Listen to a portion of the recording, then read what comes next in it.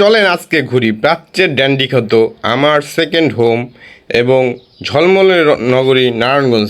এটা হলো চাষারা। ঢাকার রাজধানী যেমন গুলিস্তান, নারায়ণগঞ্জের রাজধানী ঠিক তেমনি চাষারা। আর চাষারার প্রাণকেন্দ্র হলো এই মিনার। ঈদের আগে আগে তো এজন্য উপচে পড়া মানুষের ভিড়, মানুষের জন্য হাঁটাই কষ্টকর। চাষারা থেকে 2 নাম্বার গেট পর্যন্ত এত মানুষ যে মনে হয় মানুষের মাথা মানুষে খায়।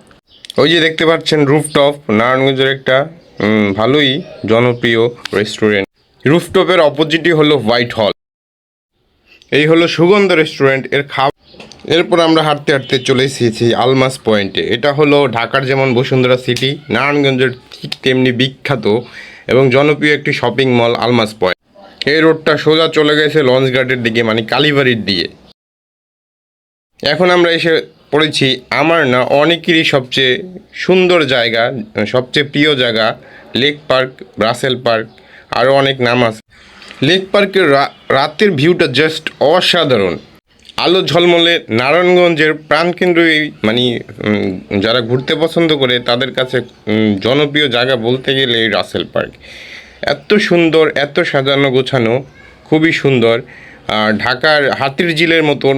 আল্লাহ হাফেজ, সবাইকে দাওয়াত রইল আমাদের নারায়ণগঞ্জে একবার হলে ঘুরে যাওয়া।